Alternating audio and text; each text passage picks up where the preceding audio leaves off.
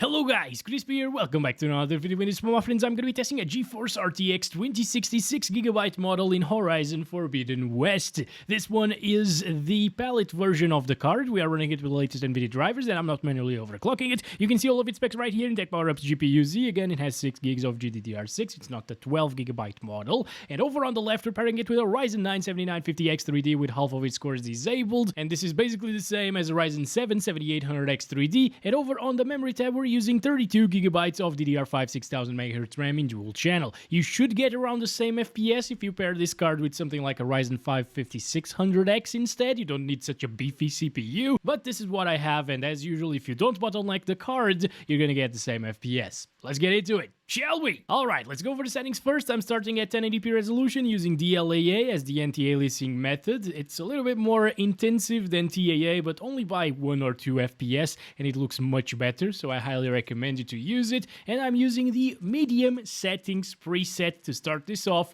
with medium textures as well. And inside of the game here in the Burning Shores area, which is one of the most intensive areas in the entire game, especially for the VRAM, as you can see, the usage is just below 5GB right here, but in other less intensive or less VRAM intensive areas, it would be at around like 4GB, 4.2, something like that. But yeah, we're getting around 50 frames per second, which is not bad. It actually means that in most of the game, like 90% of the game, aside from the Burning Shores area or the DLC right here, you're gonna see closer to 60 frames per second on average, or at least 5 to 10 FPS more than what you see here. It's not going to be a 60 plus FPS experience all of the time, of course, but it is going to be very smooth and playable. And as you can see, as long as you keep the medium textures here, even in the DLC, the medium settings and medium textures are enough for the 2060 to handle just fine, but they don't look anything special, really. Look at this.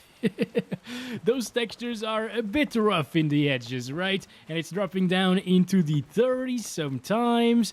But again, it only happens here. The main game itself is going to be a little bit less intensive than this. But yeah, if you want the high textures or high settings, you can actually utilize that, as I'll show in this video. All you need to do is, when you finish the game and go into the Burning Shores area, which is this part of the game, just drop it down to medium, okay? And then it's gonna work fine with no stuttering issues, no VRAM swapping issues either. So yeah, it's all good. As you can see, like, VRAM usage is actually really stable. I wasn't expecting it to be this stable here, especially with the 6GB GPU in this area. So yeah, it's not really that super buttery smooth experience, but since the game doesn't stutter at all, it is very playable like this, and you can still achieve 60 FPS in some particular scenarios, even in the Burning Shores. So not a problem here. If you have 2060, I think it's safe to say, after we checked 1080p with the medium settings, that you should buy the game. It runs pretty well. Now let's check it out using DLSS quality right here, which does look alright at the 1080p resolution, as long as you keep this sharpness set to 0, because if you use the default value of 5, you can see it is really over sharpened over there, and at 10 even worse. But if you set it to 0, it actually works pretty well. So let's just enable that. Here we go, getting 60s now. Alright, so all you need to do for those 60 plus FPS is enable some DLSS and you're gonna be fine.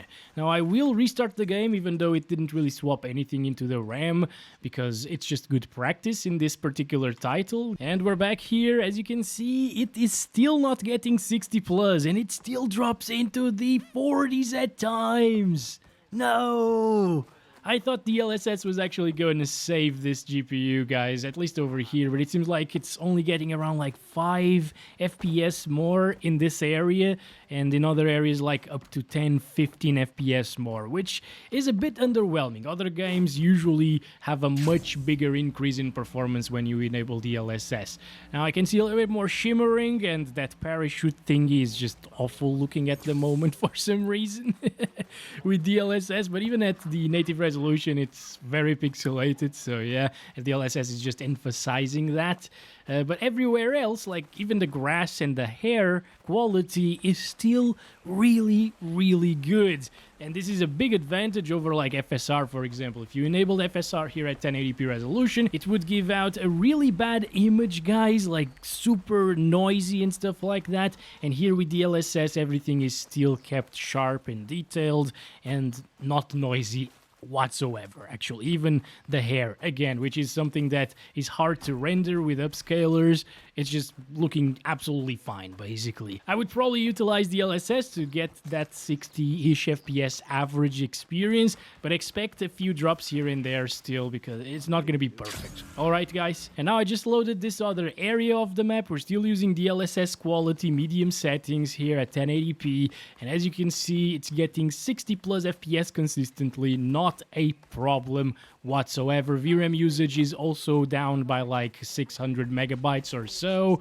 It's at 4.2 gigabytes at the moment, and yeah, it's just as I told you, basically. The main game is definitely way less intensive in terms of performance as well as VRAM than the Burning Shores DLC. Obviously, DLAA is better looking, but on a smaller monitor, you might not even notice that much of a difference. So I'm gonna turn this off now and use DLAA again. I'm restarting the game again, going to this different area again, so we can check out the FPS and VRAM utilization. So VRAM usage, well, it jumped up to like 4.8 right there, but now it's a couple of hundred megabytes higher than it was with DLSS, which makes sense. DLSS renders the game at 720p, then upscales it to 1080p, and now we are below 60 FPS. Some areas will get you those 60 plus, as you can see, but it's not going to be a stable 60 plus like it was with DLSS quality. So if you don't mind the 60 FPS average experience, again, you can get by with these settings. It's gonna work absolutely fine. Again, no stuttering issues or anything. VRAM is under control. Everything is fine. But if you care about 60 plus FPS, all you need to do is DLSS quality at 1080p medium settings, and it's gonna work absolutely fine. Goodbye, goodbye. There we go. Very nice couple of kills, actually. I thought they were going to charge me or something, but no. So yeah, the 2060 is basically getting you PS5 levels of quality here with a pretty smooth and stable experience. So let's stop it right there, and let's try it out at 1440p next with DLAA and medium settings. I just restarted the game completely, and let's go back to the Burning Shores DLC. Alright, so that VRAM allocation is basically maxed out at this point, but the usage itself is still under control, although it might have swapped some things already because the RAM usage is a little bit higher. Still, if it doesn't stutter, it's gonna be fine, right? And it's getting 30-ish frames per second. That's not terrible at 1440p. It's good enough for a 30 FPS locked experience, and if you add a little bit of motion blur and play with the controller, it's basically a console-like experience. Unlike quality mode for a PS5, which runs the game at 30 frames per second. I think on performance mode, it's probably running at 60 frames per second. Still, as you can see, no drops yet, no frame time spikes, so no stuttering. And over here, it's usually where things start stuttering a little bit and swapping into the RAM if the VRAM is not enough. But apparently, it kind of is, right? Oh boy, oh boy. 29 FPS, I saw it drop a little bit. Nothing that DRS, for example, won't fix. That works really well in this title, especially at these higher resolutions. Or a little bit of an overclock as well. If you have an OC version of the card, it will also not drop from 30 FPS in this particular scenario. And even this one, it might have been a one-off because it's not really dipping down from 30 anymore. Maybe, again, if I go in this direction, it will. Nope, it's not a one-off. It does dip to 29 frames per second in worst-case scenario, basically. And I mean, there might be another area in the game that I haven't really played yet that's a little bit more intensive than this one, and then it will drop to like 27 and 26, and that's just not a good experience. So what I'd do here is either use DLSS quality, which is a very good idea actually, and I think you should probably stick to that, or try dynamic resolution scaling here, targeting 30 frames per second. And this way, it's only going to drop the resolution scaling whenever the FPS would be below 30 frames per second. But it shouldn't be noticeable because it only dips slightly. So again, if you want that 30 FPS experience, this is definitely the way to go. It was right here, yes? Yeah, I can't tell that the resolution scaling is at work, guys. It is basically the same as playing this game at native res.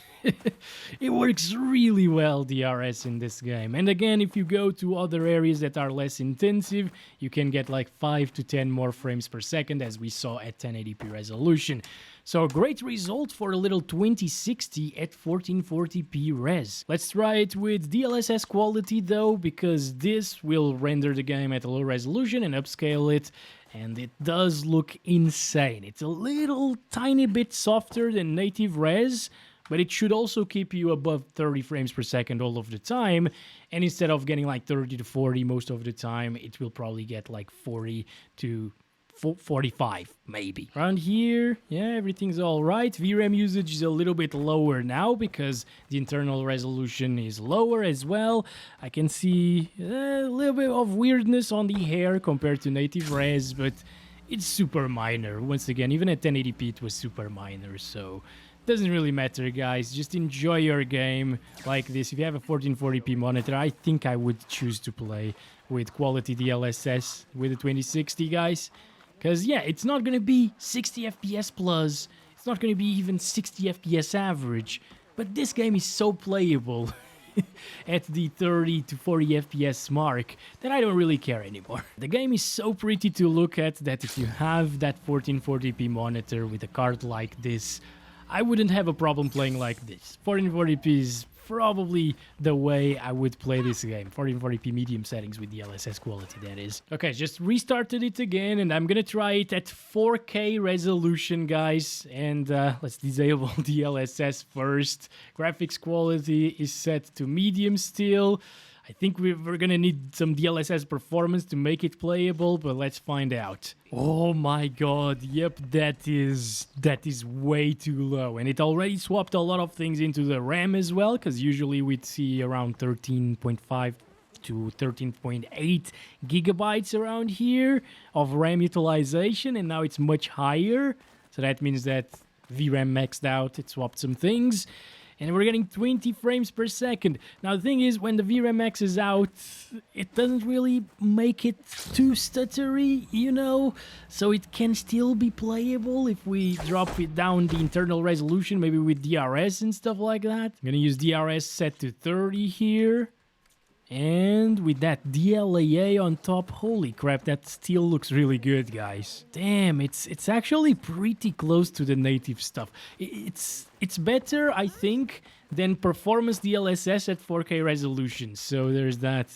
This is a really compelling option, guys. Still dips down into the 20s and mid-20s very often, even with DRS enabled. So maybe the VRAM is just not fast enough, or maybe the fact that it already swapped VRAM into RAM makes it run a little bit slower than it should, and then it drops down into the 20s, even with DRS enabled. So yeah, it's just not going to be playable on a 6GB card here at 4K, unfortunately, with good visuals at least.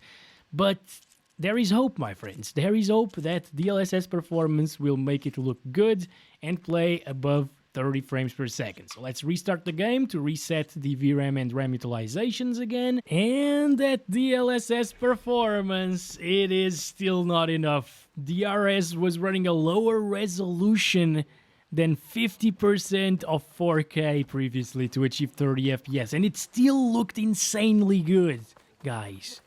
That's actually crazy.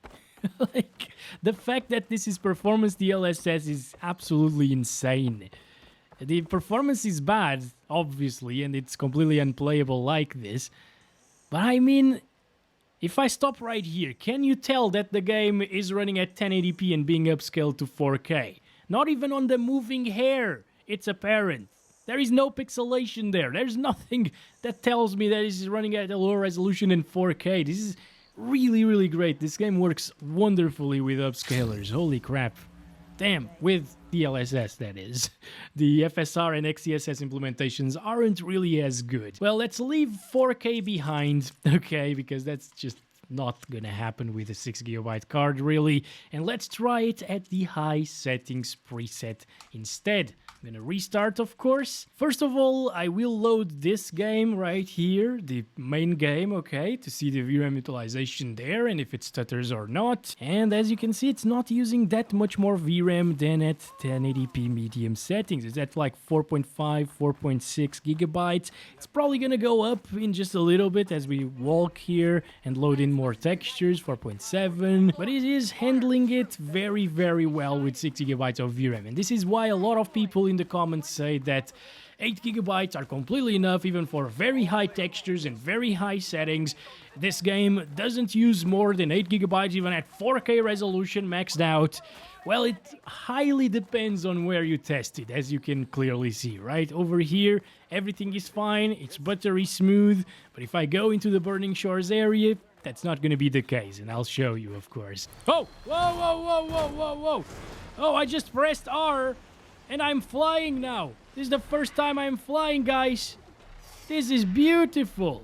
Okay, let's accelerate, accelerate. There we go, look at that. Oh, yes! How can I get rid of that annoying menu on the right? I don't want to see it. Thank you very much. This is cool, guys. Look at that. Even up here, looking at the map from above with a lot of fog effects and vegetation and so on, it is still super stable. VRAM usage is still under control as well, even though we're seeing a lot of things from above at once. It's great, guys. This is just an awesome experience, really. But, as you know by now, it's not all bells and whistles. So let's go to the Burning Shores DLC and see it stutter a little bit because of the high settings. But I guess a lot of people have told me, oh my god, it's dropping into the 20s. Again, because it's running out of VRAM. 16 gigabytes almost of RAM utilization. VRAM usage is down there, but that's because it swapped a ton of stuff already into VRAM. A lot of people were saying that this is because the Burning Shores DLC only came to the PS5, basically. So they optimized it more for the PS5, so they had more VRAM to work with and so on. They put higher resolution textures, probably. And yeah, that's probably the case, really. That's why this is so much more intensive in terms of VRAM than the base game. Look at this over here, 20s. And the RAM usage just keeps going up. Look at that. Holy crap. Yep, this is not playable, obviously. So if you're playing the DLC, Jesus, it drops down to the teens. If you're playing the DLC, do not play on high settings, guys. Alright, so now we're back to the main game right here, and I have enabled DLSS on quality, okay, and the high settings preset, and it's still not enough to achieve 60 plus FPS. In fact, it is only getting us like 5 to 10 more frames per second than what we saw. Actually, like closer to 5 FPS more than what we saw previously, unfortunately. So it's not gonna be a super stable experience. It's gonna look a little bit worse. Wait a second, where's my ride? Hello? Hello? There we go. Beautiful, beautiful. Love it. Oh, yes. Now that I discovered this, the next benchmark videos are going to be so awesome. And once again, on a smaller monitor, it might be worth utilizing the DLSS quality. It's just that little bit smoother. It's going to make it so it's easier to aim at robots and stuff when you're fighting them. But it's not going to change your experience completely. So if you want to use the DLAA and have that little bit of extra sharpness and extra detail, go for it. It's going to work just fine as well. And with that said, I think that's been it for this video. Inside of the Burning Shores DLC, it's gonna run like crap still, even with DLSS. It's gonna run out of VRAM by a lot. And if you're wondering if you should utilize like DRS to target 60 frames per second, it starts looking really bad actually, so I wouldn't really do that, okay?